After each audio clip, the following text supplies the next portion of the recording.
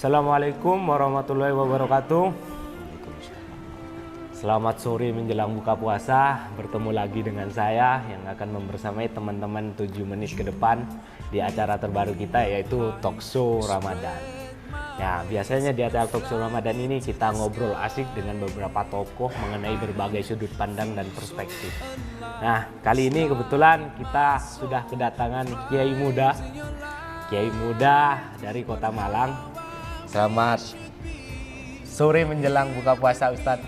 Selamat sore menjelang buka puasa. Siap. Kebetulan beliau ini juga salah satu Kiai muda dan juga termasuk aktivis sosial juga ya, Ustadz. Amin, amin. Mungkin sedikit yang ingin saya tanyakan, to the point ya, Ustadz. Monggo. Ini mewakili pertanyaan teman-teman muda, teman-teman di kalangan milenial, Ustadz.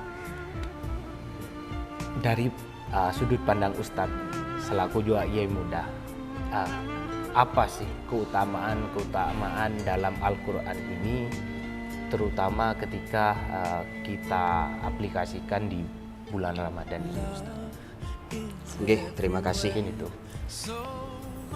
keutamaan dalam membaca Al-Quran dari sahabat Ibnu Mas'ud, bahwasanya man qara'a harfan minal Qur'ani falahu hasanatun wa tis'u hasanatin amsalihha. Siapa yang membaca satu huruf dari Al-Quran, maka dia memperoleh satu kebaikan dan 9 kebaikan yang sama dengan kebaikan yang pertama itu. Berarti jumlahnya dapat 10 kebaikan per hurufnya. Wala aqulu alif lam mim harfun. Kanjeng Nabi Muhammad melanjutkan, dan aku tidak mengatakan bahwa alif lam mim itu satu huruf. Walakin alifun harfun, walamun harfun, wa mimun harfun. Tapi yang aku maksud adalah alif itu satu huruf, lam itu satu huruf, dan mim juga satu huruf. Artinya alif lam mim itu 3 huruf. Maka di situ kita telah memperoleh 30 kebaikan. Kemudian Al-Hujjatul Islam Abi Hamid Muhammad bin Muhammad Al-Ghazali, di dalam kitab Ihya Ulumuddin, beliau pernah menukil sebuah ucapan dari sahabat Sayyidina Ali karramallahu wajhah, bahwasanya Sayyidina Ali pernah mendengar Kanjeng Nabi Muhammad sallallahu alaihi wasallam pernah mengatakan, man qara'a harfan minal Qur'ani fi sholatin biqiyamin falahu mi'atu hasanah. Siapa yang membaca satu huruf saja dari Al-Quran dan dia dalam keadaan sholatnya berdiri, baca Fatihah, baca surat-surat pendek, per hurufnya dia mendapatkan 100 kebaikan. Waman qara'ahu fis sholati qu'udan fis sholati. Barang siapa yang membaca dalam keadaan duduk tapi dia dalam keadaan sholat, mungkin dia sakit, mungkin itu sholat sunnah sehingga diperbolehkan sholat dengan cara duduk, falahu khamsuna hasanah, dia mendapatkan 50 kebaikan.